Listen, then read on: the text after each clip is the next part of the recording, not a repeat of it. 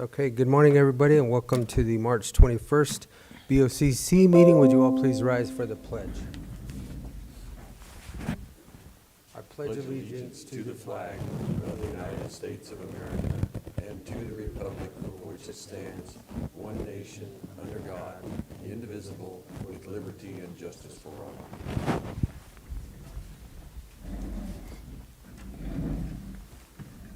Okay, again, good morning and welcome to spring, everybody. We are now into March, and it is a balmy spring out there. So, with that, we'll get right into our agenda. Gentlemen, we have our minutes are the first thing. Do we have any additions or corrections? I don't have any. No, I do not. Okay, I move to accept the proceedings of the Board of County Commissioners for Montezuma County for Tuesday, March 14th, 2023 as presented. Second. okay, it's been moved and seconded to accept the proceedings of the Board of Commissioners, Montezuma County, March 14th, 2023. Is there any further discussion? All those in favor? Aye. Aye.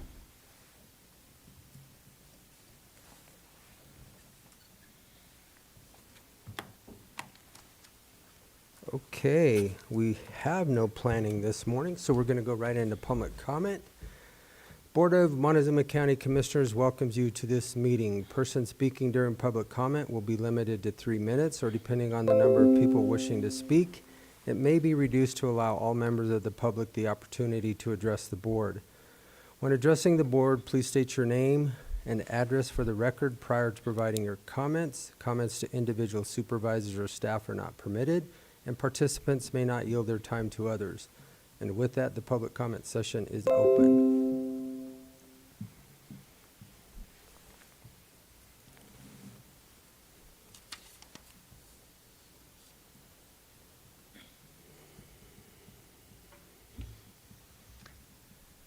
Good morning. My name is Mike Lynch, and I live at 21730 Road S. I want to raise 2 points this morning. First, I want to commend the commissioners and the administration for their recent efforts you've made to make the agenda more understandable to the public by using fewer acronyms and instead spelling out names of organizations and entities and form names and agreement names and such. Second, I want to point out something that you could do immediately that is intended to add to the respect you already show for the United States flag. You start every meeting with the Pledge of Allegiance. Thank you for that. But there is more you could do. Last year, I volunteered some time at the Republican Central Committee booth at the fairgrounds. A member of the Central Committee was displaying our United States flag upside down. I confronted him about it and asked him to display the flag properly. He refused. Other people confronted him and he still refused. As a result, our U.S. flag was displayed by the Republican Party upside down at the event for almost the entire event. This angered me, so I looked into flag etiquette, and that led me to the U.S. Flag Code. The U.S. Flag Code is a set of guidelines in Title 4 and Title 36 of U.S. Code to be followed voluntarily. It explains how the flag should be displayed and how it should be used. And now to the part that might be applied to the BOCC meetings and this auditorium.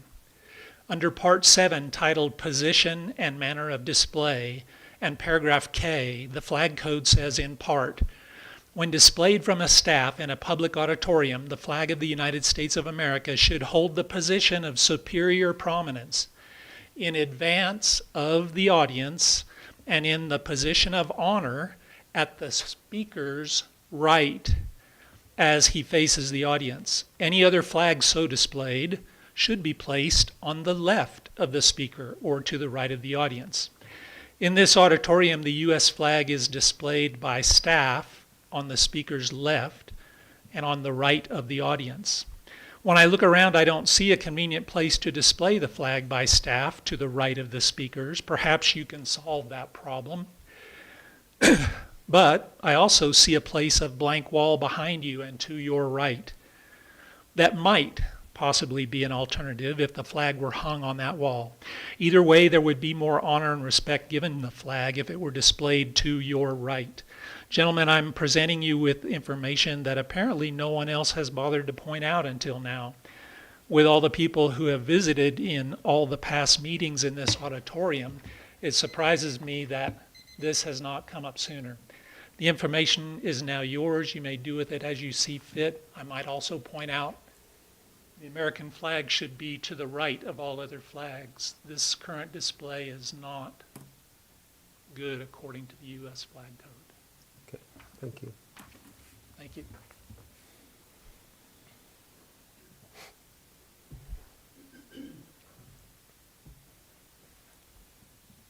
Good morning. Troy Gaddis, 21145 Road P. I'm one of the happy campers that lives on Road P. Did you all get a chance to go look at that? Oh, yeah. Yeah? Okay. I don't know. Excuse me. This might be a little selfish. Road P, I was hoping Rob was going to be here today. Road P gets a lot of traffic because it's kind of an artery that brings in a lot of people and spreads out a lot of people. Since it's closed, most of that traffic has been diverted down County Road 21 between P and N. And the county was out there a day or two after the washout and graded it. It was in great shape. And then the rains came. And it's a disaster. It's full of potholes. It is nothing but a mud hole. My request is that if it's possible, that the county put washed rock on that road to help it out, because it's going to get a lot of use for who knows how long. County Road 21 north to S can get used. It's a lot longer than the distance between N and P, so most of us use that piece of County Road 21. So if it's possible to put some washed rock on there so it's not such a disaster. I drove north on it yesterday. Somebody was driving south. They thought that they should just drive 40 miles an hour. My truck went from silver to brown, just that fast. It's a disaster. So thanks for all you're doing with the roads, and if that's a possibility, I would appreciate it. Thank you. Thank you. Anybody else? Okay, with that, we'll close public comment session, and we are going to move right on with our department reports. First off, we have the sheriff. While I was looking at the emergency manager, I had a special request for him, so I was going to try to accommodate, but if you will Okay, be, I'm ready to be accommodated. all right. Good morning. Morning.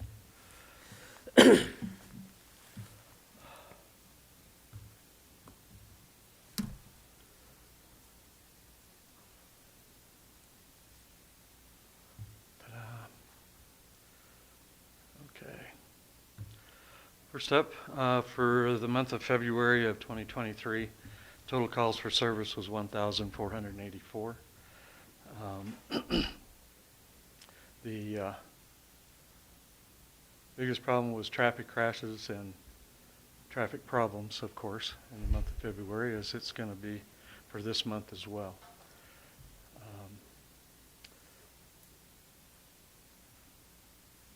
221 security checks were done on private residences by their request during the month of February. And one stolen vehicle, and that vehicle was recovered the next day. So we're doing a lot better in the auto theft part of it, trying anyway. So Steve, I had one question as I was looking at this. If you go all the way to the far right column, if I'm correct, that's hours that you have associated with those calls, is that correct? Those are actually minutes, total of minutes. Okay. Yeah. Yep. But, so it is still time? It's time, Okay. total time, yeah, for all of those in that category and the number of events. Because on abandoned vehicle, that's a lot of minutes. It is. 5571, I mean, We've that's, been getting a lot of abandoned vehicle calls, a lot. when we look at this, as far as accumulation of time, Mhm. by far superior to anything else that we have out there. Yeah, a lot. And a lot of it is on, it's all on public roads, county roads, where people keep and leave them, just leave them. Okay, that was, Yeah. th- They come it back just and get them? caught No. my eye. No, What are we doing with it? got to tow them. Okay. Yeah, under the statute, we can tow them. If we try to find the owner, and make contact with them. So we But can- when the road department's trying to plow, Yeah. we gotta get it. On a Steve's used lot out here? no, Oh, they go to the tow yard, yeah. Okay. No, I don't store them, no. I No, was not gonna at say, all. that many vehicles, you're Yeah. gonna run out of room in a hurry. Exactly, and we don't. Just one that occurred up on County Road W, was a stripped out vehicle, wasn't stolen. Guy was moving from where he was renting, just figured that he'd put it there. That's willful abandonment under statute, that's a misdemeanor, and we charge those people when we find them. Yeah, you can't willfully abandon a vehicle on public or private property. So, this goes on a lot, so. Anyway, that's all I had. I Okay. was just curious. It seemed like, I mean, it's 92, 93 hours on abandoned vehicles. It's a lot, Which is a lot of time, more significant than anything else by Yeah. itself up there. yeah.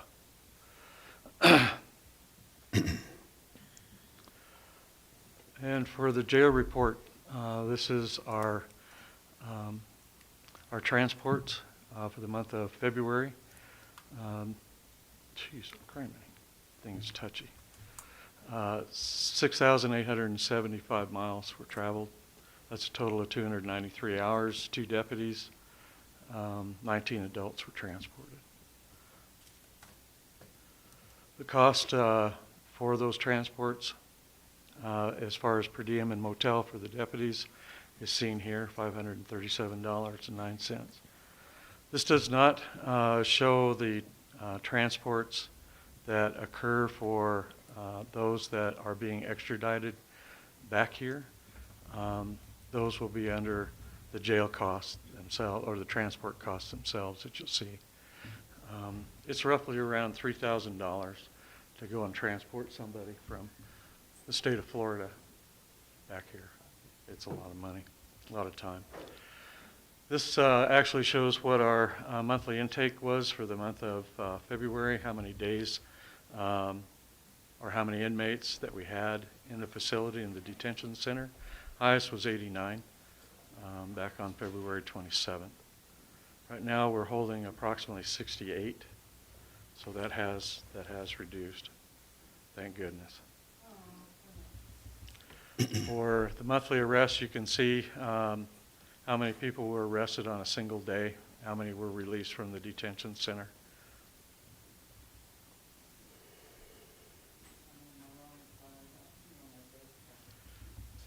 And for municipal charges, for municipals, Cortez Police Department arrests, we had a total of 25 days with these inmates. They were billed $2,500 at $100. And for Dolores County, which was a big hit, we had 2 of these inmates in here for 28 days apiece. So we had 80 days at $8,000 is what they were billed. I'm not sure how they're doing it, but I understand that Dolores County is also utilizing the San Juan County, Utah detention center, from what I understood from the judges last week in our meeting. So I don't know how they do that, but oh well. Haven't heard anything Oh about well, it. yeah. DOC holds. We're down to 6 now in the facility.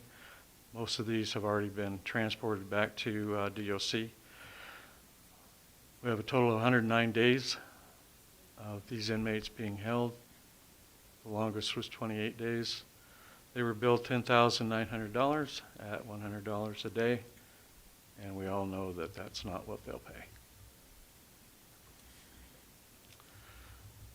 So the total expenses for the month of February, just like I pointed out, for non-reimbursed housing and whatnot is $210,300 figured at $100 a day.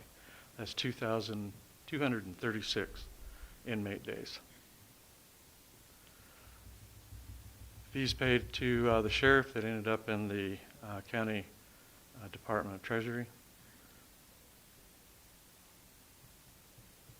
These are the fees that were paid. DOC, for example, in the month of January, if you look back on that, they only paid $5,151.85.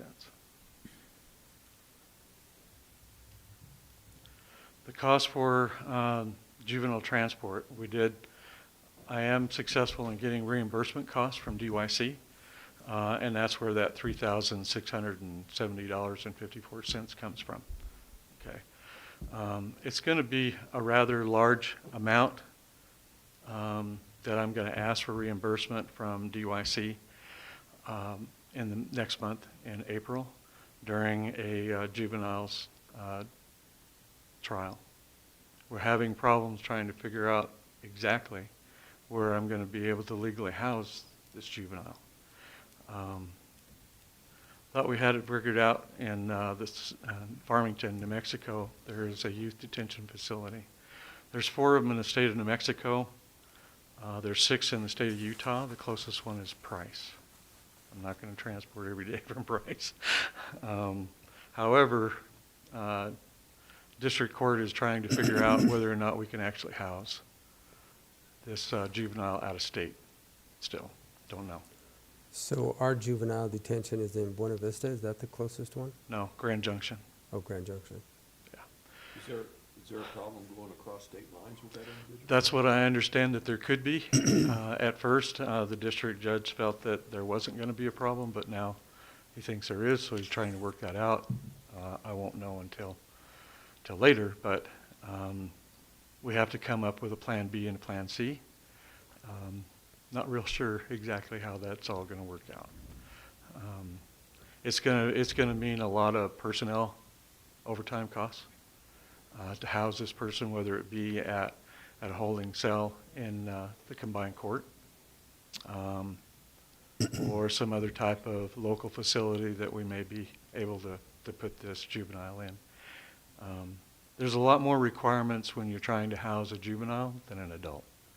So I got to make sure that all of our T's are crossed and I's are dotted, and so that we make sure we stay out of trouble. So, okay, those are the challenges that we face. We just don't have. I mean, when Denier closed down several years ago in Durango, we lost a juvenile detention facility, and I just wish the state would come up with something other than Grand Junction, because down here in the Southwest, all of us are facing the same thing.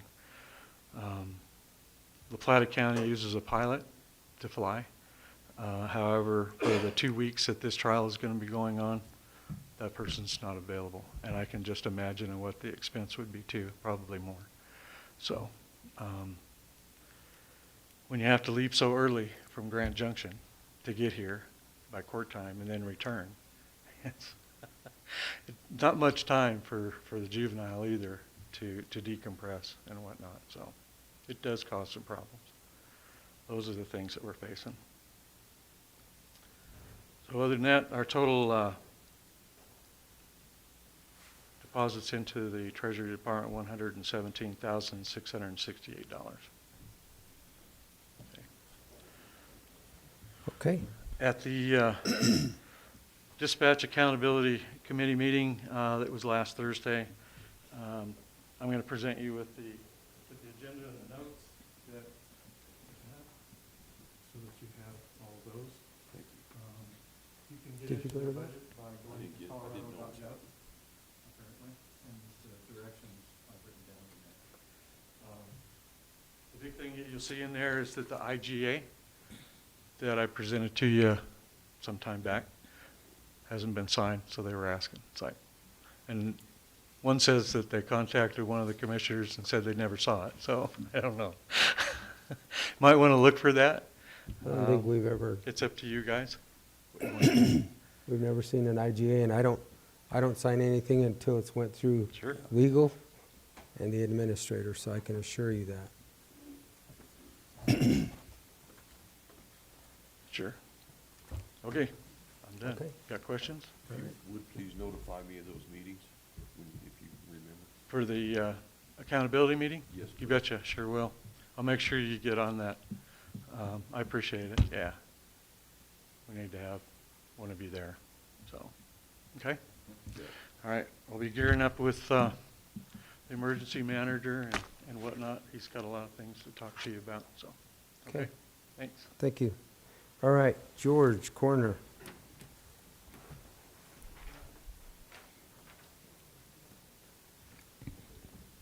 Good morning. How's Morning. everybody? Great. Good. We tired of climate change yet? I'm ready for it to dry up for sure. I'm with you on that. Okay, my numbers for February. We had 8 coroner cases. We had 7 hospice deaths. Did 3 autopsies. We didn't have any motor vehicle accidents. We did have 1 more suicide last month. And so far we're at 0 ODs. And the numbers changed a little bit. I've had 4 deaths since I printed this out. We're at 56 total cases now, 28 coroner cases, 28 hospice cases, and we've done 8 autopsies now, and 0 motor vehicle accidents for the year, 2 suicides, and no overdoses. Any questions? Okay. You guys have a good day. Stay dry. Thanks. I don't see the district attorney in here, so Mr. Spratlen, I'll go ahead and bring you up. And I'll give you the floor. And then I'll move you from unfinished business up to the top, so you can hit both of them back to back. Awesome. Thank you. Morning, Commissioners. Good morning. Morning, Melinda. Ian, Mr. Anderson. All right, so my monthly report. Sorry, I've got too much stuff. So I sent the copy out. It's also posted on the website for anybody to look at. Just some highlights. Right now, the change in the Lifeline food, water, shelter, that's pretty much the same, but transportation, we went to yellow just because we have 2 roadways that are damaged, so we just went to that. Been posting that on the state website so everybody's aware.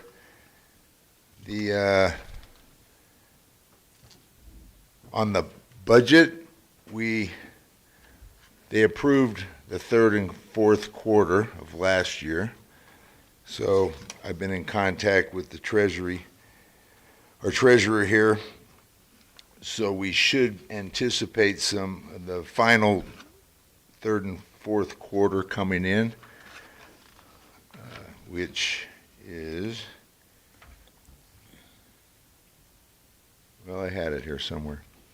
Anyway, the final amount that we were told we could get, so that should be in the next month, I'm hoping.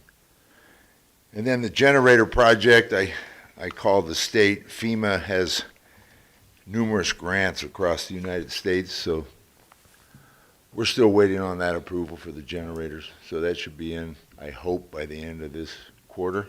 And then we'll just move all of our work plan up a quarter, trying to keep track of all the generators. But hopefully that gets approved.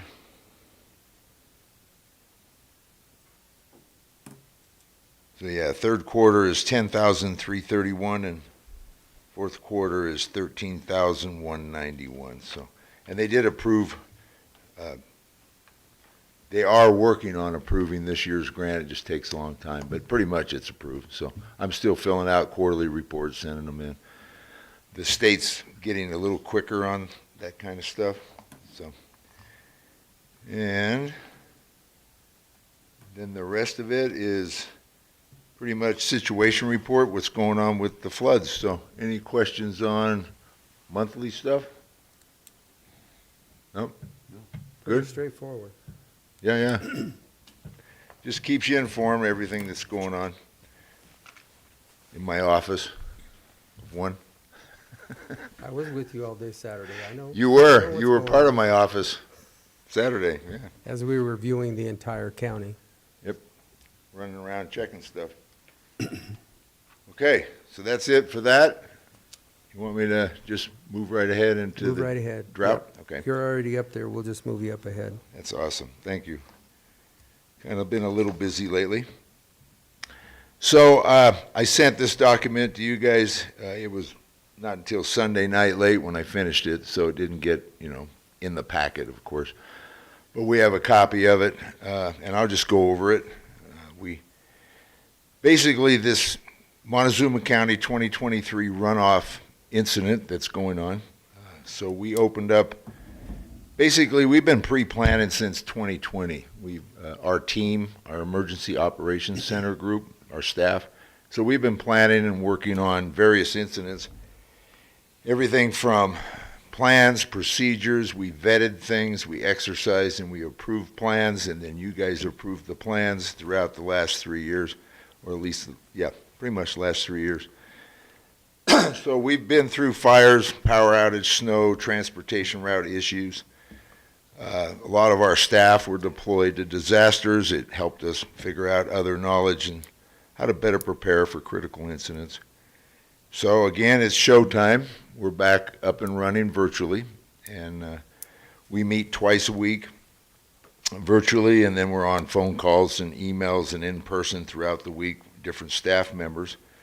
So we're looking at, because we opened it up March 15th, we had that infrastructure damage, runoff, weather forecasts, everything predicted, so we opened that up. We're keeping track of everything, and we're dealing basically with consequence management. So if Dolores County has an issue, we'll help them. If Mancos is having an issue, we'll help them. If the tribe needs our help, we'll go down and help the tribe. So we're just there for consequence management during this runoff. Current situation, I'm working closely with the sheriff, emergency responders, or our staff is as well, all county and municipalities, agency administrators, Board of County Commissioners, emergency management with the state, the tribe, CDOT, Bureau of Rec, a lot of emergency support personnel. That's part of our response and recovery plans. So current storm, we're seeing we probably see some significant water runoff during and after this. Of course, it always depends on the weather. I'm not a weather person. I'm not a hydrologist, but I'm going to try to attempt to give you some information. It's funny, everybody that is an expert pretty much says what I say. Nobody really knows, but we're all got an opinion, so I'm just going to throw it out. We're monitoring all of this. National Weather Service is on every day working with us. Aaron is sitting in with our staff meetings that we have. We have sandbagging continues in the town of Dolores. Residents have the opportunity to go get the bags and start filling them. And it's mainly for those that have had flooding issues in the past. It's not for everybody downtown. It's a limited amount. And then we have some other resources. But the county was able to hold on to several bags from 2019. Saturday we toured, went out and looked at various locations of interest. And that was pretty much you, me, the attorney, the administrator, my liaison, and my PIO. So we went around, took a lot of notes, took pictures, kind of talked about this issue. 184 is still closed, 500 feet up from 491, plus or minus. The culvert's compromised. CDOT right now, anywhere from 1 month to 3 months. They're just waiting for a complete drainage to start working on that. P Road, we know about that between 21 and 22. It's washed out. It's actually closed by repairs. We've got it pretty well signed off, including flashing lights, just so you know. Rob, I was talking to Rob yesterday. And it's projected anywhere from a month to a month and a half, just depending on procurements and equipment, et cetera. So we're monitoring all these points of interest. Down in that valley, in years past, that has become a lake, so we're keeping an eye on that 491, 184 valley. We're looking at Mud Creek, Dolores River upstream, downstream in town, Mancos River upstream, downstream, down. McElmo Canyon, Road G, and then Highway 491 down at mile marker 2, 4, and 6. Just keep an eye on it, working with the tribe on at least Road G and down south. So we're going to update our incident action plan for response. We're going to have a meeting today. It's not open. It's not a public meeting. It's a tactical meeting. So we're going to update that response plan there. And then with that, we're going to build a incident support plan in the Emergency Ops Center to support their plan. So it's kind of a standard response that we do in emergency management. We're starting to track any financial issues for the county. We're going to put a line item in like we've done in East Canyon Fire, Spring Fire, just have a line item to track those costs. We should have some type of a cost report by Friday, which I will get to you guys. Nothing at this time other than in-kind, people working, just salaries, etc. Our attorney has developed a flood disaster declaration that we all discussed. We put it all in there. I think you've had a chance to review that. And it's got all the current facts and situations other than what's going on right now. So one of the questions that was asked, and I even asked those questions of the state, what happens if we declare and what happens if we don't? So if we have a declaration, we'd be in queue with other counties that have or will declare at this, and I've got an additional. We have 4 counties that have opened up virtual EOCs or full-time EOCs here. It's us, San Miguel, Clear County, Larimer, forgot the other one. And then all the other counties, most all of them are up and they're keeping an eye on their situations with flooding and et cetera. So it's pretty much on the state's mind right now. There's really no set number of counties to declare a disaster. It just depends on what the governor has, its location and animal, pretty much.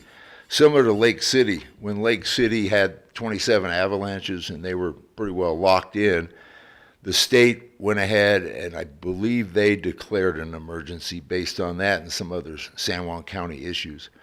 And then they came in and actually assisted. Lake County didn't receive funding.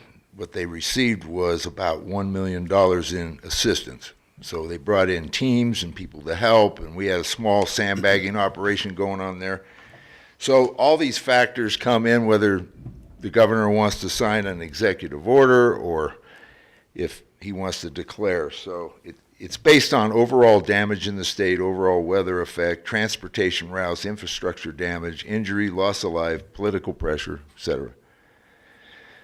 So a declaration from us would allow us to follow the emergency operations plan, which has a procurement procedure. That would change that. We would go from our policy currently to the emergency policy. Example would be taking funding from one program to the emergency to save property or lives without going through time-consuming processes, bids, etc. It's still very transparent. We don't hide stuff. The public knows that we're transferring funding, but it's based on an emergency situation. We'd be able to receive the same assistance we're getting from the state now, maybe even possibly more, which is expert advice, response, building plans, possible engineering, communication, GIS, whatever. So we can get similar resources we're getting now, but a little more. It's basically allowing us to go from one policy to another. If we don't declare, then we have to continue using our policies, and so does the municipalities. We can still track all the work. If we don't declare, we'll have the cost. We'll keep it. We're going to continue that, and then it's daily operations. But our daily operations still have to follow our current county policy. So, again, we talked about the bids, et cetera. we have to follow either policy. If we fail to follow either policy, if we do get funding assistance, they will not reimburse us for anything unless we're either following the county policy or we're following the EOP policy. So it's that simple. So we got to follow one or the other. COVID was a good example. We followed our policy. We could, buy gloves and masks, et cetera, without having to go through a lot of different procedures. And we're getting reimbursed slowly from that. Still waiting. If the state declares, then we would receive the same resources we're getting now, and then they're going to pay for that response. Pretty much like sending a Type 1 team to a fire. They pick up the bill, they pick up, the aircraft coming in and dropping the red stuff, things like that. So we get a lot of things going on, similar to what I mentioned in Lake City. They help us develop plans, like we went to Lake City, they can come in. We can get state equipment, like CDOT could actually work on our county roads, and that would work there depending on the executive order. But again, we declare for our county. The state declares for the state, and the feds declare for the feds. It's just a process. So this is a standard, a best practice for emergency management. One of the things, too, it also depends how much money the state's going to give us. And it's convoluted.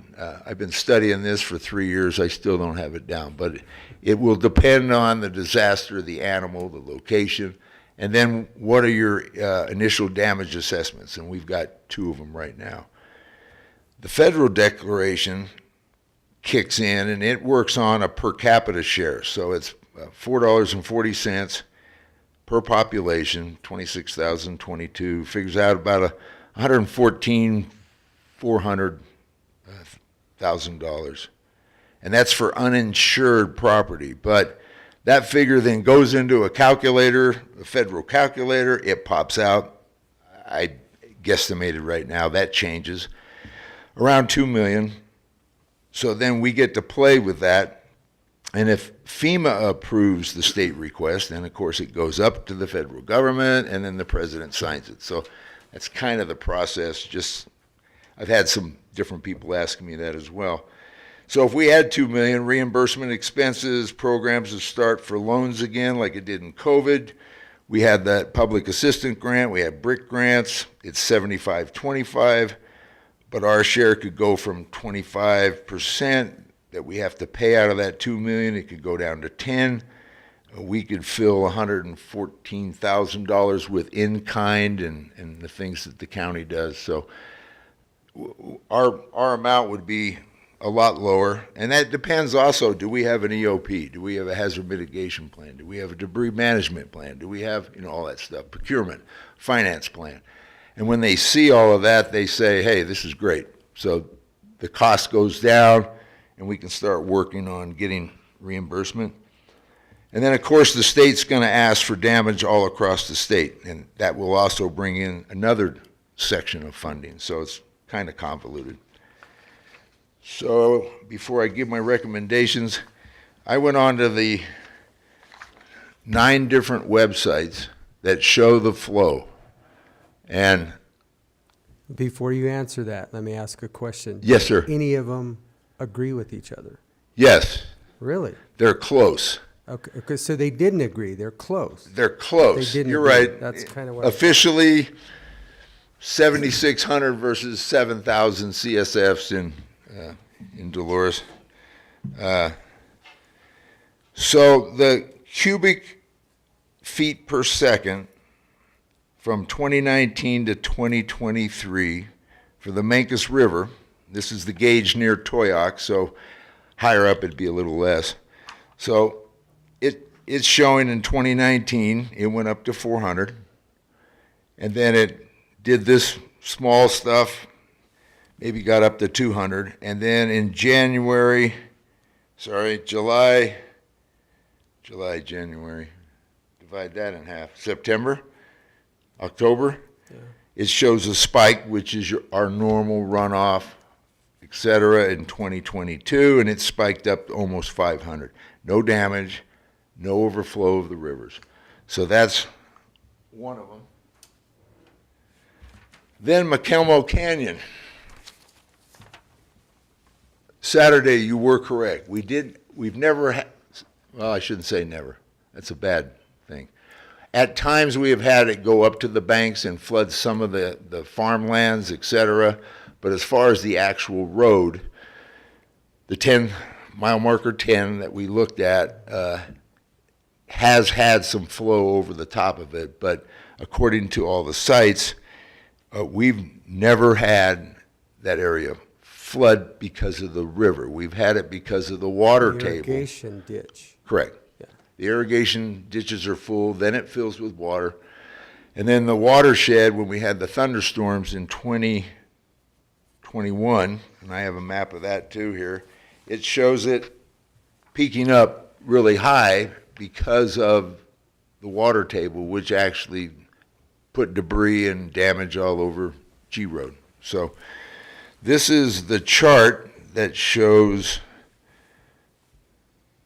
2022 to 23. This is McElmo Canyon. It shows all the different flows. I have a point to all this when I get done here. And then I have another one. It's discharge cubic feet per second, and it shows 2022 up to 23 with the Dolores River peaking just after, I don't know, a week or close to Memorial Day, like it always does.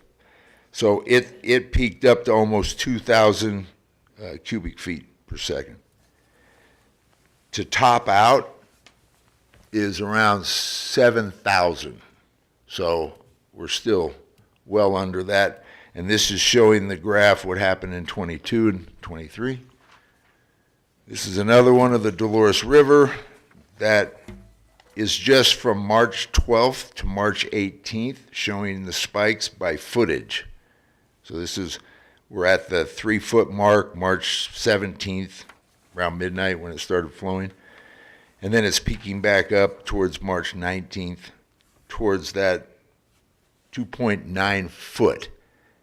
And for the river, according to, and here's where the figures change, National Weather Service says at bank full, before it flows over, is 8 foot. Some say 7.6. So just figure close to 7 and 8. The highest we've had is around 3 this year. So that's kind of the flow pattern of the river. It doesn't account for water runoff from rains and snow. All that deals with, the infrastructure, of course, like we've had. And then the ground saturation, it's 2 to 3 inches down is the frost level, and the upper part's a little bit dry, and that's saturated right now. So with the rains and the snow, we're going to get some more flow of runoff. So we're expecting some of that. The Dolores River from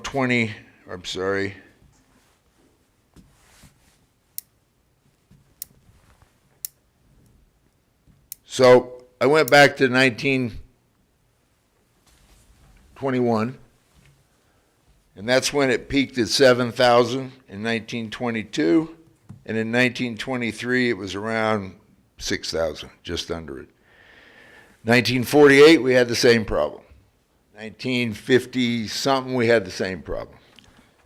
And this is a graph that shows, it's a cycle. It happened since 1928 till current. And then this is the flow yesterday on all the water gauges from Dolores, Lost Canyon, near Dolores, Mancos River, Mud Creek, and McElmo at 2 different places.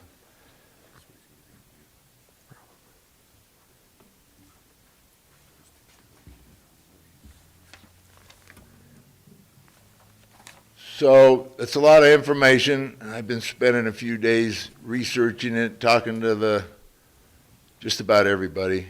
I got off on 1921.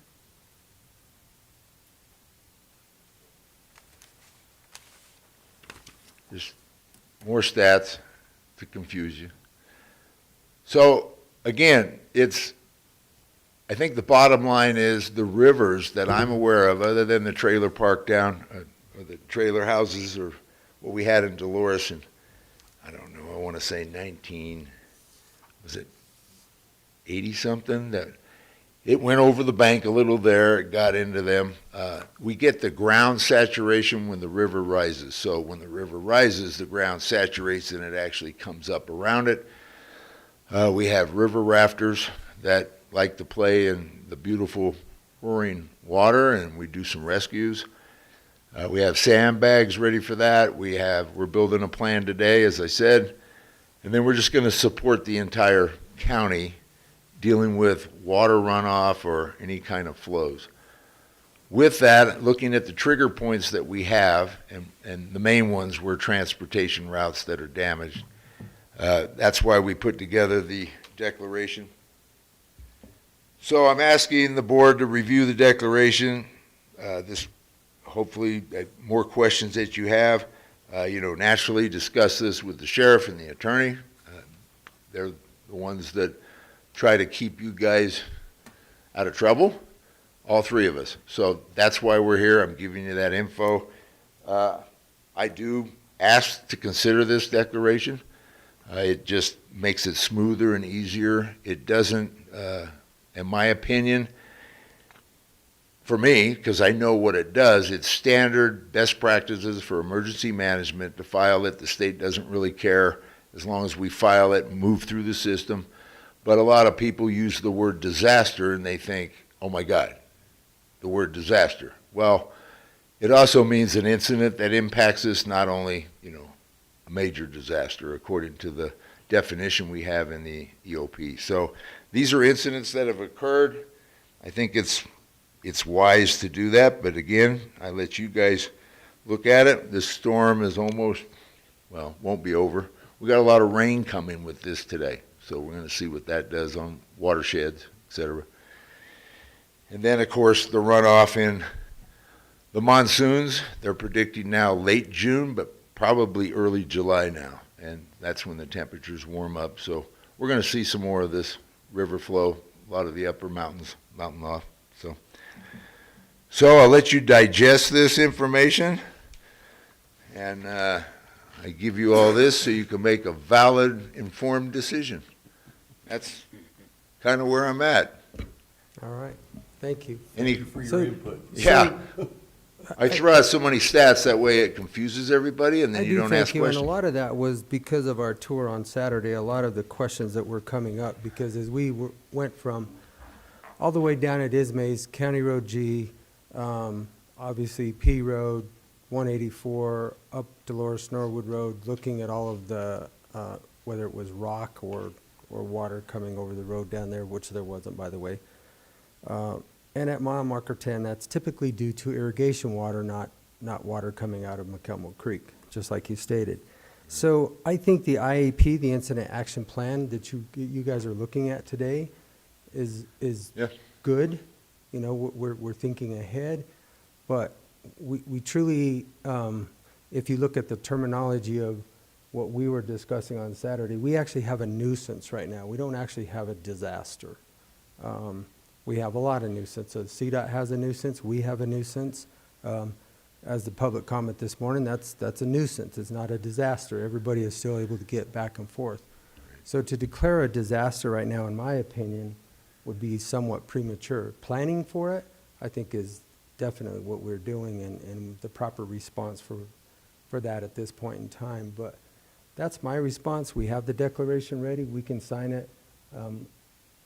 Actually, we could sign it at midnight tonight if we needed to. So, Yeah, to clarify, the chair has the authority, and even the administrator, if they're not around, to sign it. And then we actually have, I forget it all, it's up to So- 7 days, but it's 24 hours to make Correct. sure everybody's informed, and then So we can go from there. If we have an issue like that at that point in time, I think we're ready, we're prepared. We can do it at the drop of a hat. Right. But also too, I think preparedness is what you do. And I think it goes to the public too, preparedness. there's a lot of water happening out there. If you've ever had issues with your house, residents, whatever, kind of start thinking about it. Do a little bit of preparedness. Personal responsibility goes a long way, just like we've talked about through these last incident we had for the last 3 years. So Right. I don't think that we're ready for it yet. I appreciate both of your guys' work and effort with this, but I think we should wait to see what comes yet before we actually declare a disaster.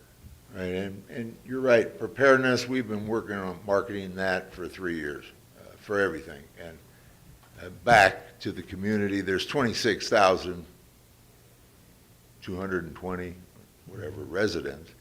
And I can't take care of all 26,000. So I'm hoping everybody's like taking care of themselves and we'll deal with some immediate problems here and there. Correct. But yeah, and that's my job, is to prepare, inform, get ready, help with the response, not necessarily respond and then always help with the recovery. So that's kind of what we're doing right now, and we're on track. Everything's fine. So, and yeah, if we have another infrastructure go down or some other issues, maybe it's time to declare it. But yeah, whatever you guys' opinion are. Well, that's just my opinion after Yeah, the I Saturday. agree. I mean, we're all set, and ready to go. We just, Yep. I think the turning point, the real telling point's gonna come towards the end of May, when it peak runoff in the river. And we're still gonna get debris maybe down some of these other canyons, like Alkali did the other day. Yep.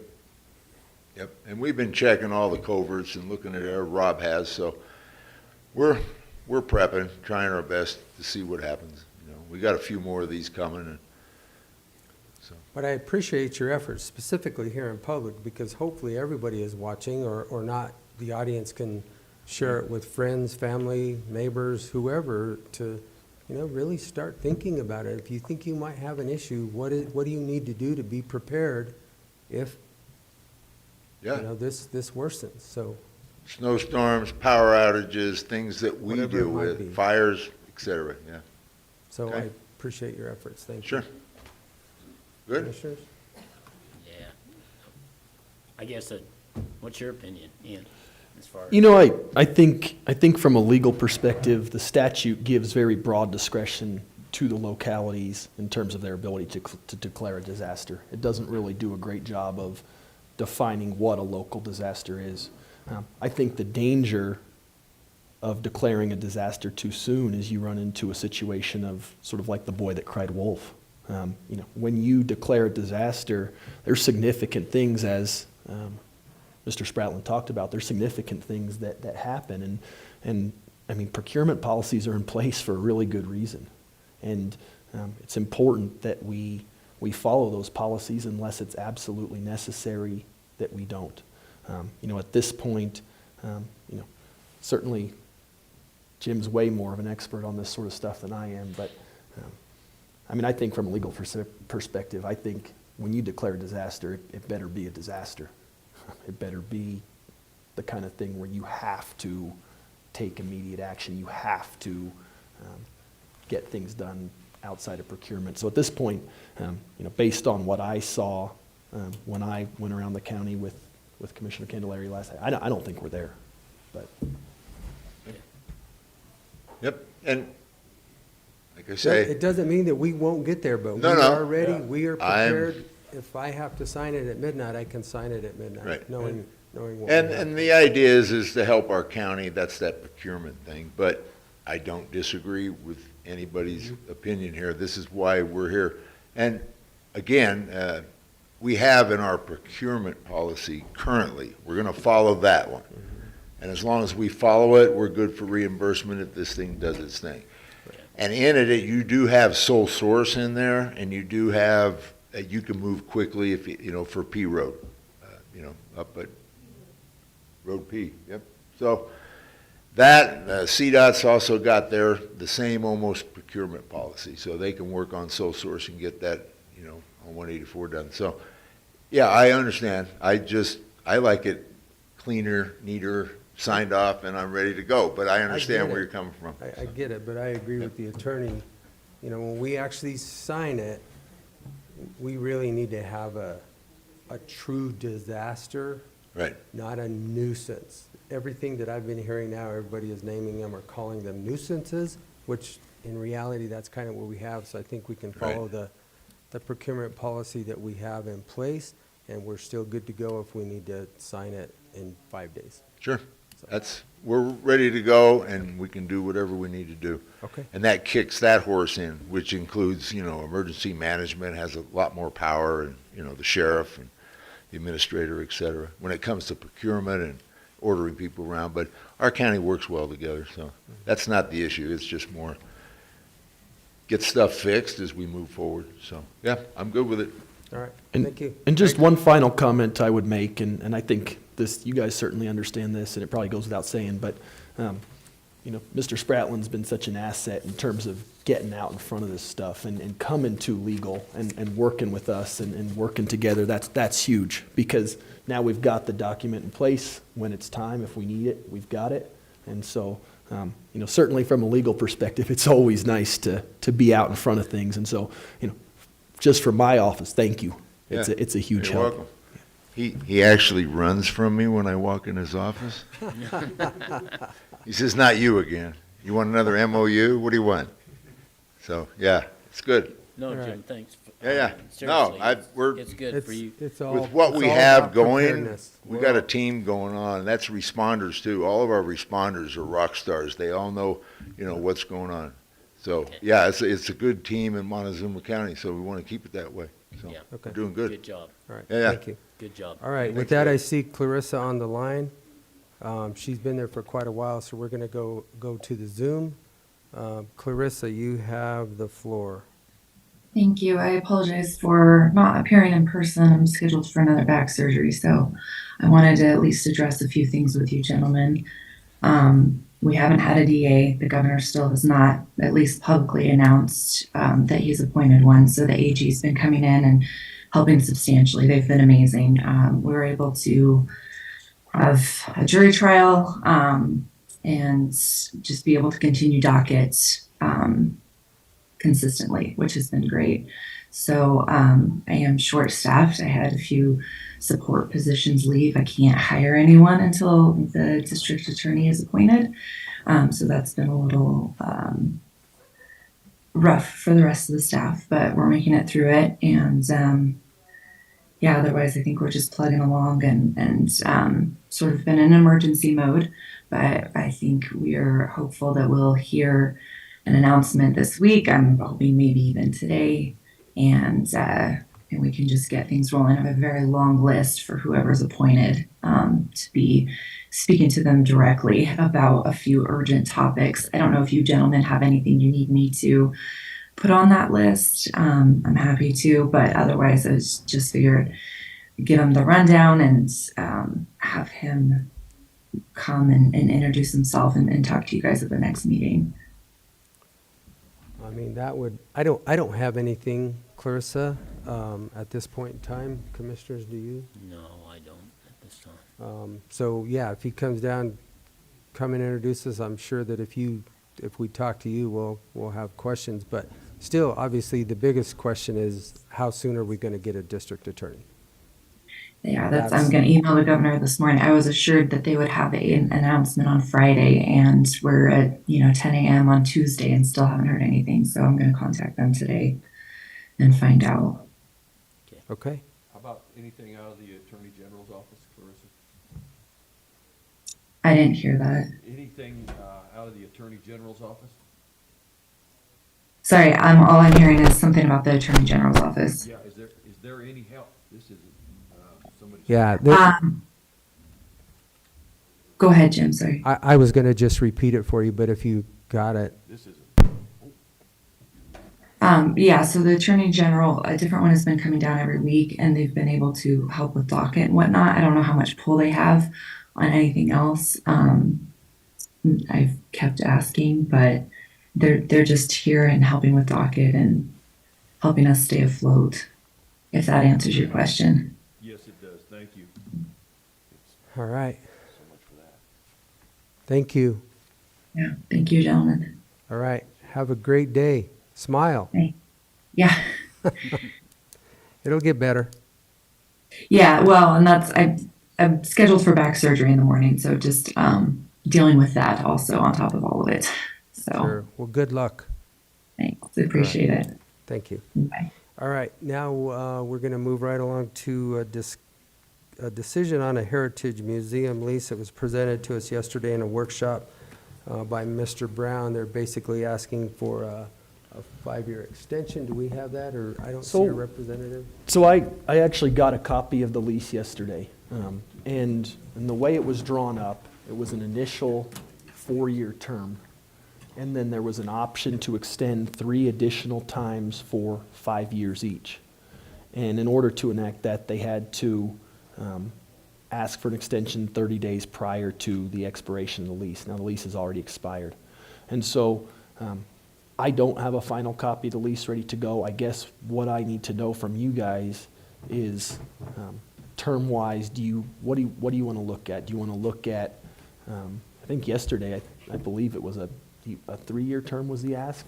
Or a 5-year? No, I thought he was asking for a 5-year. For a 5-year, but then do you want additional terms after that in there? How do you want to structure I it? don't want to tie another board's hands. Because I don't know what the needs are going to be at that point in time. I think to give a 5-year lease is fine, which would be the second time, right? So if you follow the original contract, it would have been 3. Would have been the consecutive- first term and then 3 additional 5-year terms after that. So we'd be looking at conceivably 20 an years. option for 15 years moving forward from I don't January want to 1st. add, I don't think we should add anything to that. I don't either. Okay, Commissioner, I don't know what kind of changes are going to happen. Yeah. And I don't want to, this way, every 5 years, it gets to be evaluated, and it could change. I don't, Structurally, though, how much have they done in that building? A lot? A lot. Yeah, from what I They saw. basically gutted it and redone it. Yeah. So they basically put quite a bit of money Yep. into that structure to make it into for the museum too, so, I think it's one of I those. guess I don't see any problem myself doing it either way, because I can't imagine that any future board's gonna wanna take it away from them as far as an asset to this county either. So I don't know that it matters to me. I'm kinda like Jim, though. I don't like tying another board's hands with something we done, obligation that far down the road. So maybe let's just do 5 years. Okay, And then well, it'll come back up, and whatever board's sitting here can do whatever they need to do at that time. okay, well, I'll get that done. And my assumption is, the only other thing that I wanted to bring up, just from the lease that was in place before, there was a provision in there that the Heritage Museum would pay utilities up to, I think, $780 a month, and then everything after that would be the county's responsibility. My assumption is we want them to pay utilities, correct? Yes. correct. Okay. So what I'll do is I'll get that drawn up with a 5-year term and with a little bit of a tweak to that utilities provision, and then I'll get it in front of you next week for signature. I did talk with Mr. Brown this morning, and so I'll work with him too, and maybe we can even get a signature from the Heritage Museum before we get it in front of the board next week. Okay. Okay. All right, very good. All right, we have Ms. Phaedra, come on down. We have a conversation. She promised me she wouldn't take over 30 minutes, so I'm going to hold her to that for renewal of a cost allocation plan. All right, you have 30 minutes.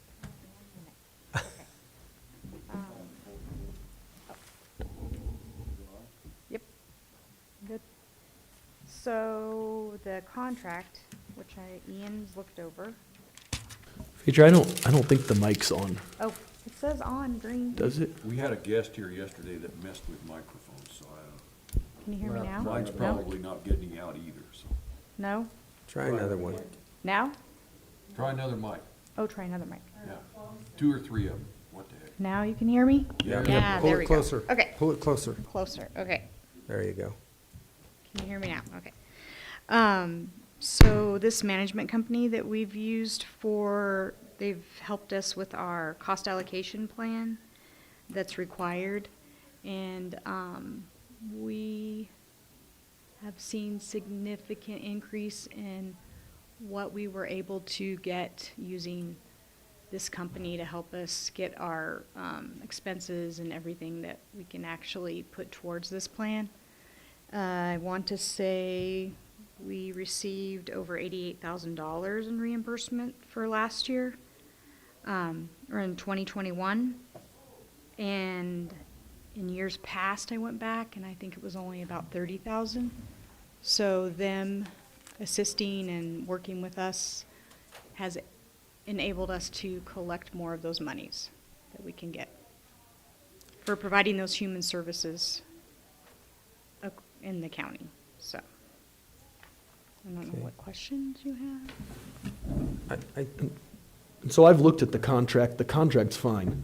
What I will say is, I don't have the day-to-day dealings with this to know what's working, what's not, whether the terms are advantageous or not. But, from a legal standpoint, it's fine. I just can't weigh in on the terms because I don't deal with this service. And it sounds like it's been a good thing for the county. Yes, it has, yes.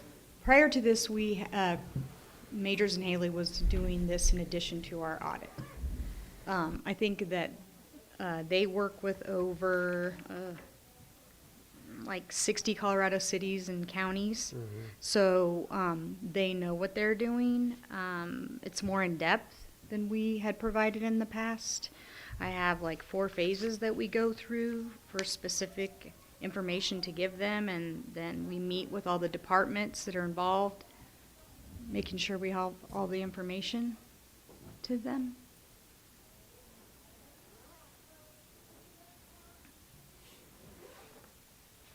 And I believe it is, the expense has gone up $100 from last year.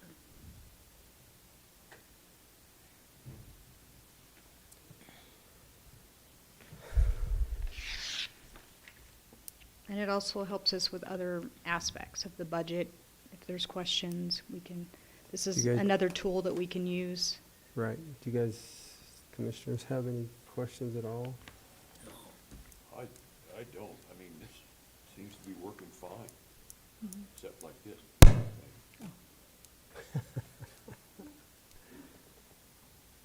Your recommendation is to obviously move forward with Yes. this, is what I'm saying? Mhm. Okay. Yes. All right. I would so move that we enter into the master engagement agreement by and between Management of American Consulting LLC and the Montezuma County Board of Commissioners. Second.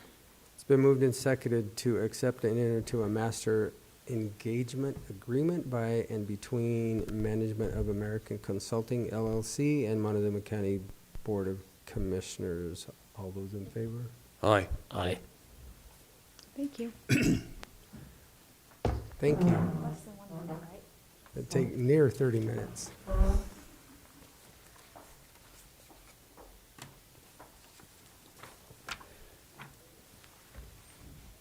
All right, and then next, we have Element Property Lease Agreement for Mining and Development for the Road and Bridge. This is basically a 3-year contract. We also discussed this yesterday in our workshop. This is for the Hay Camp Pit. The contract is the same as it has been in the past, other than the fee for the royalties went up 10%. So we're now at $1.32 per ton instead of $1.20 per ton. Other than that, it's the standard agreement for the Gardner Pit that we have had for a lot of years. Do you guys have any other questions or comments? No. Ian? No, I looked over the lease. I think it's pretty straightforward. You okay? Yeah.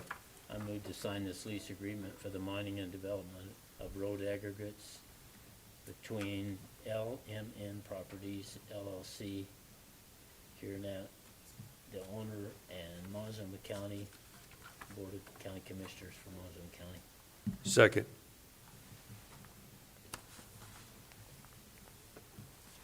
Okay, it's been moved and seconded to sign the lease agreement for the mining and development of road aggregates between LMN Properties LLC and the Montezuma County, Board of County Commissioners. All those in favor? Aye.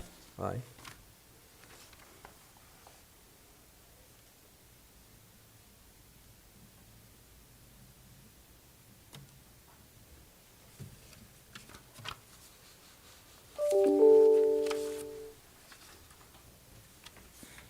All right, next on our agenda, we also had a presentation yesterday. However, I don't think we're going to take any action today on this, will we? Ian, this is just No, kind of we don't need to take any action on this. This is, and I can kind of lay it out if you'd like. Sure, go ahead. So what this has to do with is Region 9 applied for a grant for middle mile infrastructure for fiber optic cable. The grant is a total of about $65 million. If they do receive the grant, the grantor is requiring that Region 9 have a letter of credit to secure the project. Because Region 9 doesn't have the necessary assets or collateral to secure a letter of credit, it is relying on its member agencies, the local counties that make up Region 9, to try to help get this letter of credit.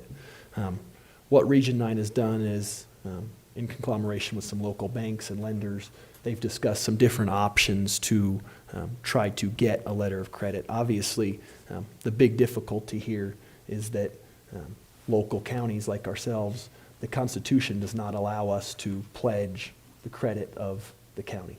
And so that's prohibited. And so it's tied hands a little bit, but obviously for a good reason. There's a good reason for that constitutional prohibition.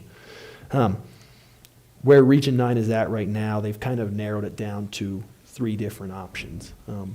One would be what they call moral obligation language that would be supplied to a local bank. And what that language would say is that if there were a default on the project and it didn't succeed, that the county administrator in each individual county, in this case it would be Travis, would be obligated to come before this board and ask that the board back the letter of credit. Now the problem with that is no money would be allocated to this. There's nothing in the budget that would allow you guys to supply this kind of funding. And so in essence it would be just sort of semantics.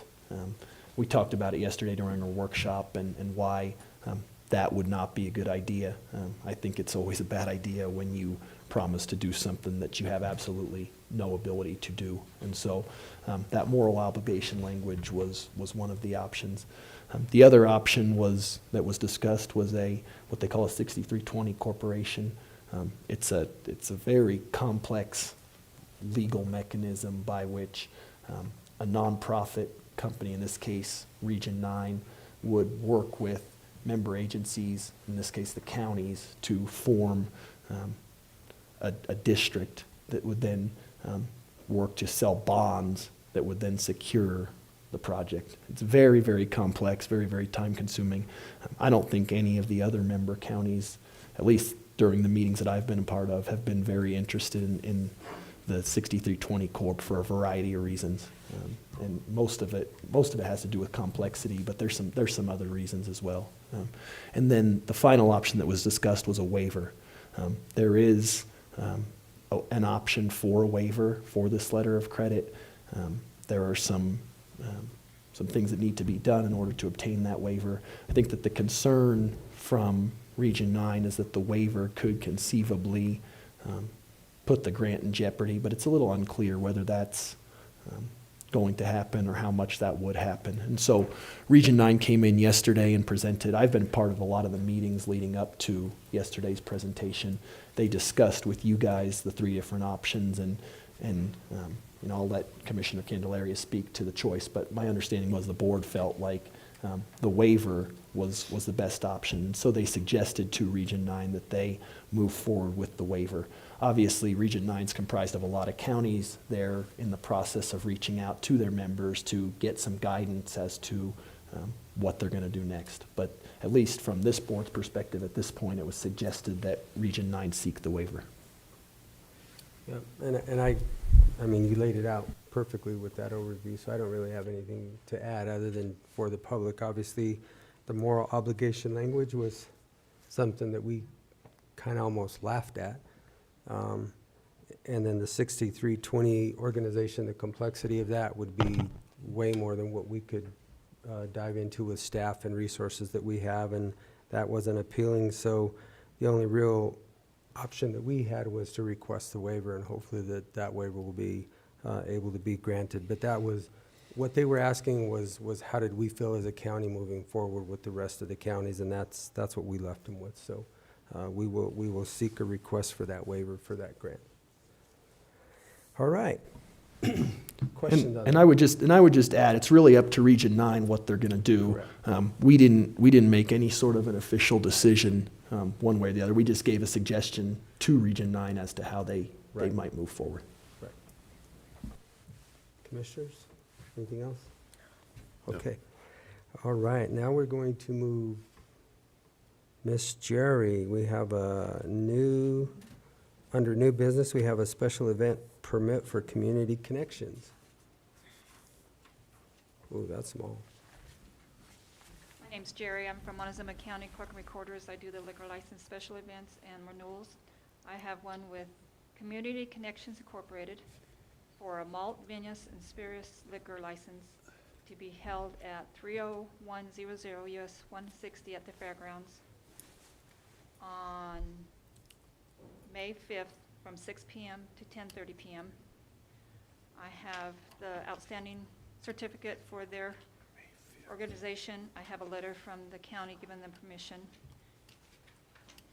and agreement with the fairgrounds for them to use the property.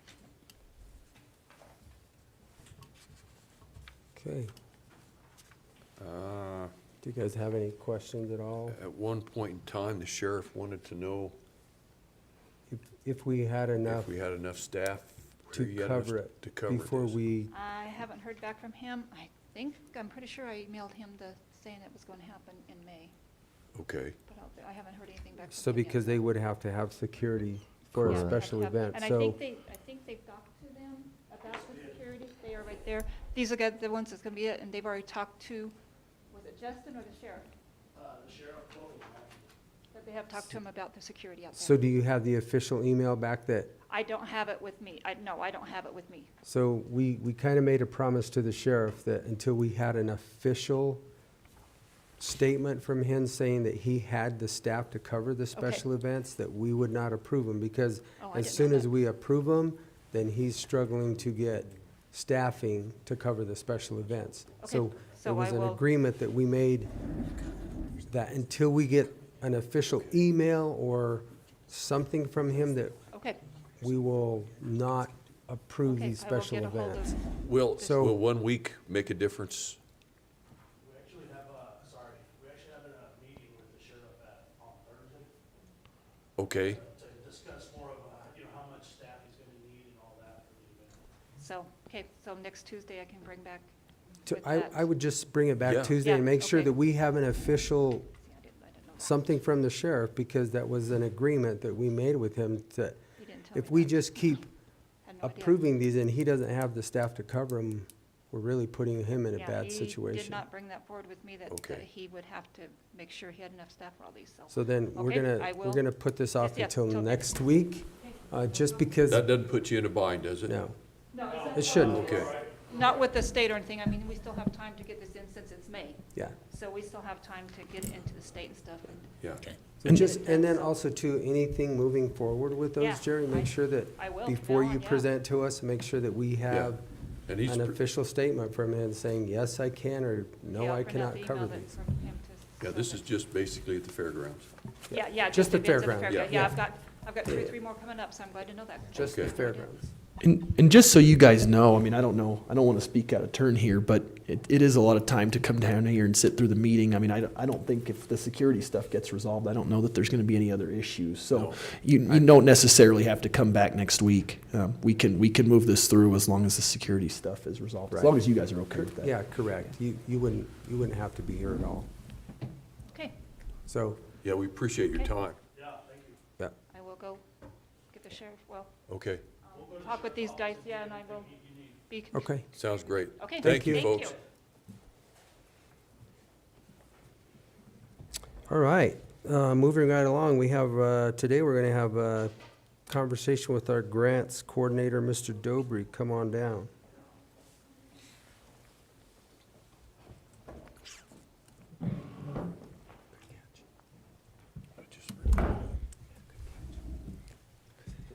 Is this the one that's working? Yes, okay. All right, so I just wanted to give you an update on some of our grant projects. Stuff that is already submitted, we submitted an Economic Development Action Grant February 14th. That's for $26,000 for to develop a community business perspective. We expect to hear about that late April, early May, somewhere in that time zone. We submitted 2 congressionally directed spending requests. One is for securing emergency management communications at 6 tower sites throughout the county, and that was for $50,000. And then the other was for the noxious weed program, and that was for $110,000. And then we have, because of the roadmaps grant that we got, I believe, about 18 months ago, there's some additional money that is available in a non-competitive grant process that they haven't put the NOFA out yet, but we have already met with OEDIT about it, and they liked our project. We want some funding to do some ag feasibility studies for value-added processing, which is one of the projects that's in the Roadmaps project. So as soon as that's out, we'll be submitting that. The EIF solar grant that I've been working So, on. I'm gonna stop you for a second because I understand everything that you're saying, but not everybody knows what a NOFO is or OEDIT or. Sure. So I'm gonna ask you to express those acronyms as we go forward. Absolutely. So that everybody out there knows what we're talking about. NOFA or NOFO is a notice of opportunity of funding. If it's a NOFA with an A, that's usually the state of Colorado. If it's a NOFA with an O, that is federal grants. So it's basically the detail of the grant program. And then OEDIT is the Office of Economic Development and International Trade in the state of Colorado. Okay. The next big grant that we are closing out this week, and I'll come to you, I'll ask to come to you for next week's meeting for official action on, is the Energy Impact Grant for the solar project at the fairgrounds. The draft of that is complete. I'm sending it out to a few people for some edits and finalizing a couple of a little bit of information on county finances with Phaedra, but we're ready to go with that. It's not due until April 3rd, but we'll need official action from the board at your next meeting. I'll just give you the numbers on that to detail you and the community. So we included a 5% contingency in that cost because the costs are relatively stable from that we have from Shaw Solar on that. The total project would be $448,151. The grant that we would be requesting would be $336,112, and the county portion that is already budgeted would be $112,000. So yeah, we're ready to go on that. We are also, another project that we're moving forward is the Transportation Alternatives Program regular grant. We're going to be submitting a draft to CDOT, Colorado Department of Transportation, on Friday, and we are requesting $1.1 million of funding for a specific section of the Paths to Mesa Verde project that's on the west side of Mancos, where the trail will have to cross the highway. It'll include restriping and I think some other safety features. So that draft will go into CDOT, and then in late in April we'll submit the official grant for that. all the matching for that is paid for by already held county grant funding for the past Mesa Verde project, so there's no additional match. So on matches, on the CDS, the congressionally direct spending that we applied for, is there a match, or what was the match portion on that? There isn't a match portion on the communications piece, and the portion, the noxious weeds portion that we applied for is matched by existing budget that Bonnie already has secured.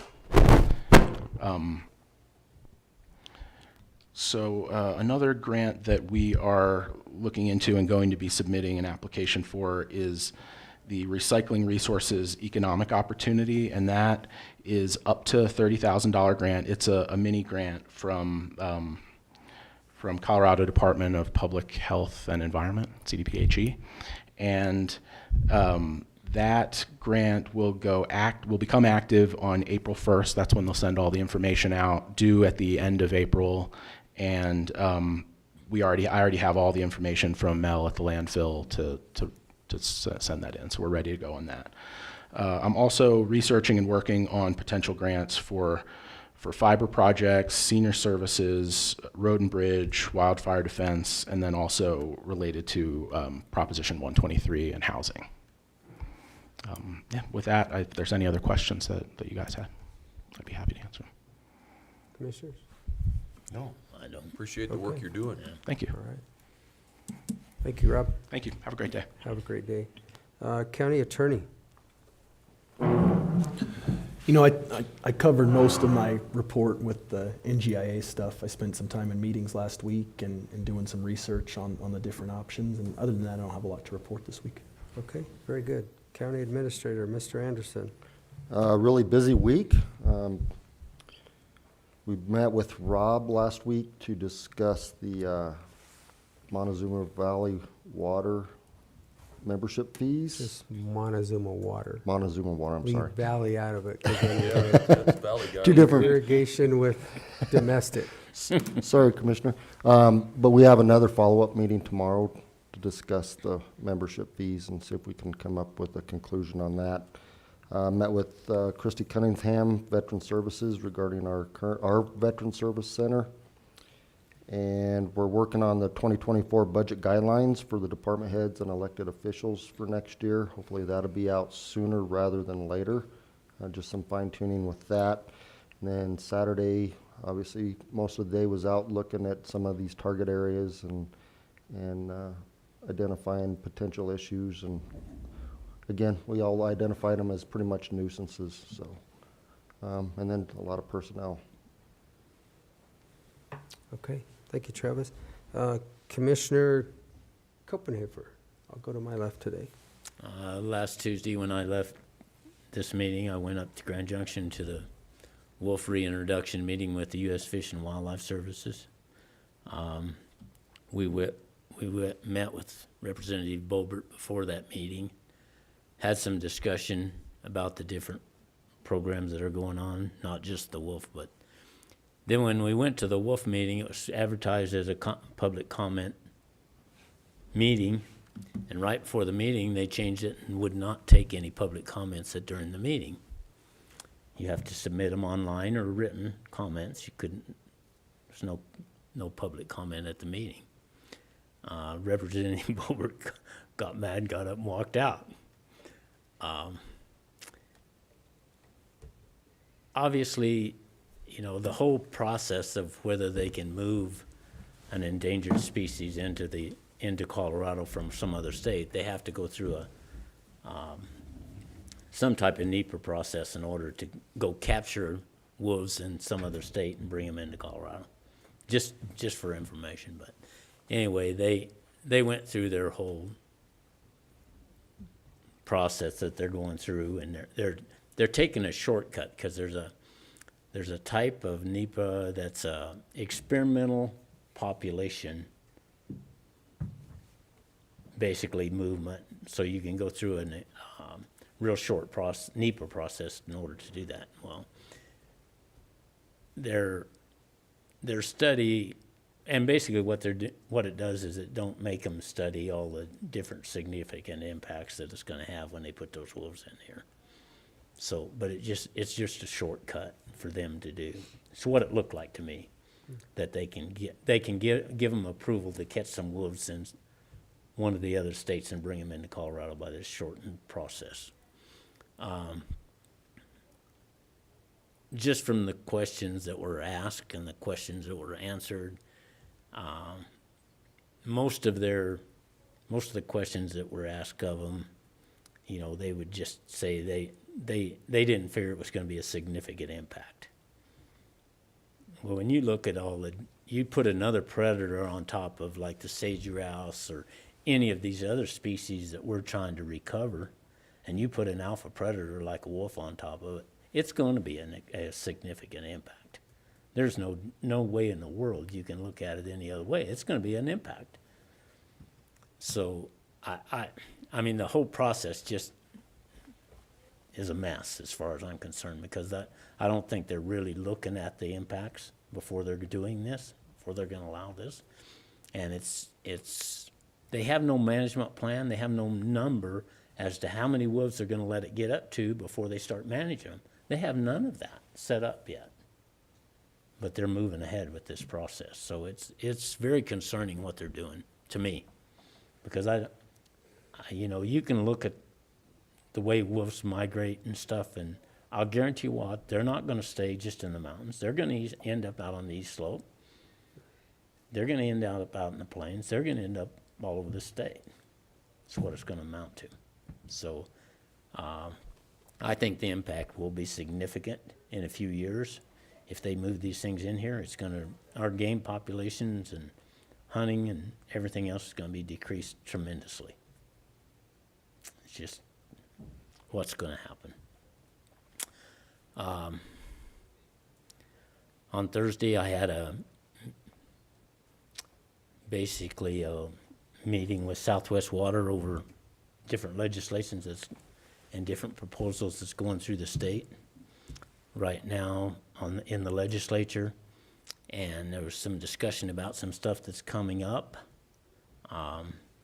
This pilot program that was put out to conserve water in the upper basin states so that more water could be into Lake Powell. Originally, when it started, the conservation districts in the area were told that we would have some involvement and be able to, of whether these programs in our area would be okayed or not. And that was back in December, January or so, whenever this whole thing first started. They told us we were going to be involved in it, and now they've taken that completely away. We don't even get to look at the programs before they're okayed. There's at least, I think there's 8 of them in this area. I'm talking about between here and Dolores County that's involved in this program. So you have we don't even get to look at these programs to see if they're going to harm other constituents in their area, because you start taking some of the water out of ditches or some of the water out of programs, it increases the cost to the other constituents in the area.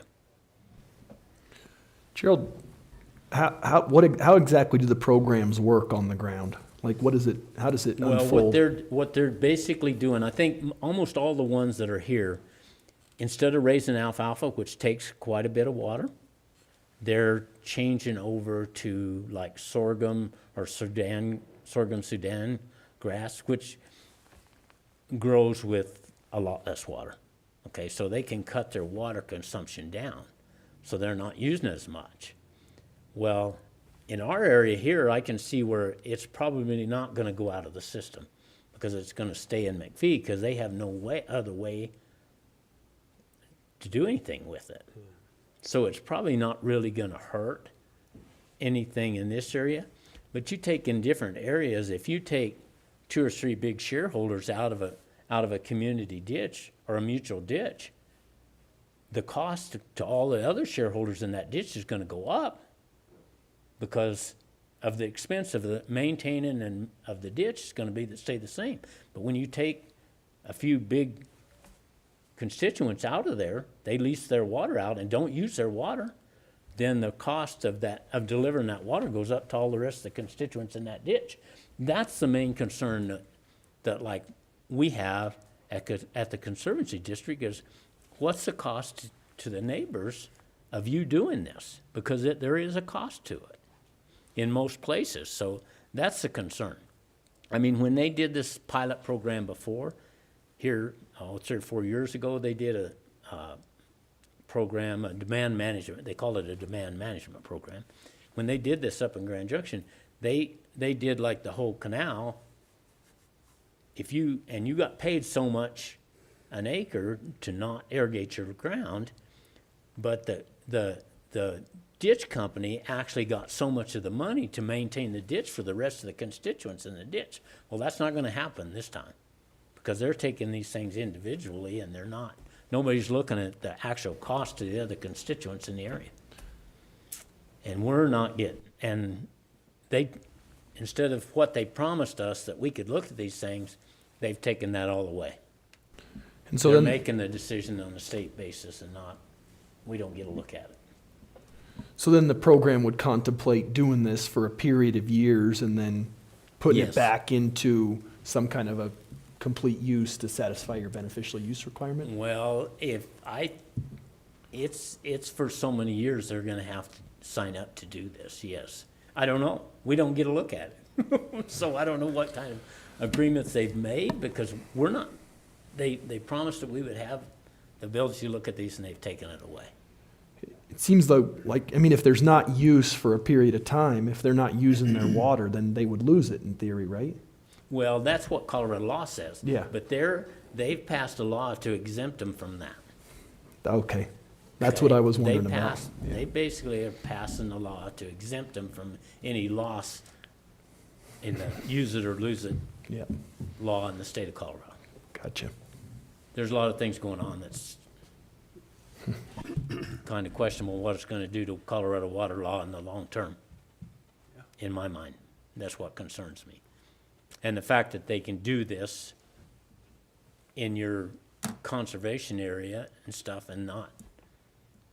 I mean, you can get online and you can see where these things are, but you can't. We don't have nothing to say about them. And even talking with DWCD here locally, they didn't have anything to say about it either. They're the ones supplying the water. I think all of these projects are under DWCD's delivery area out north, but they didn't have anything to say about it either. So I don't know. There's some questionable things going on as far as I'm concerned. And then Thursday night, we had a meeting down at Toyoak with the municipalities and the tribe that I intended to, and me and Kent were both there, and Travis. Other than that, All right, going on. thank you. Commissioner Lindsay. Yeah, went to city council last Tuesday. They didn't do much. They approved a plat for a 3-lot subdivision and gave a guy a permit to put up a carport less than 10 feet from his property line and rectified a green fee change, and that was about the size of it. And like Gerald said, last Thursday we were with all the municipalities and the tribe down at Toyoak. And before the city council meeting, I won't go back to that, was a presentation from Empire Electric, and it shows the public pretty well where the county's at, because the loss of revenues and sales of electricity from Kinder Morgan is off about $15 million. So it shows where we're lacking. It shows where we took a pretty good hit. And also on Thursday afternoon, I went and looked at the hole in the road. And while I was there, it was getting bigger. So went down to McCalmo. I was worried about where all that water was going, so I drove down to McCalmo and looked down there. And we're okay down there, but you never know with these flows what's going to happen down there. And that's about the size of it. All right.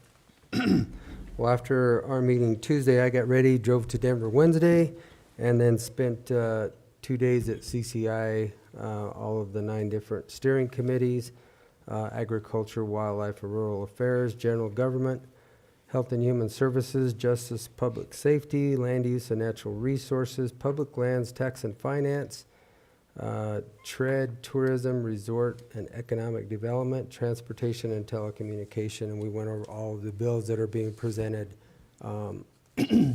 At that point in time, we took a lot of positions as CCI through the counties. Obviously, we didn't have any water bills to look at. That's not really the county's purviews at this point in time.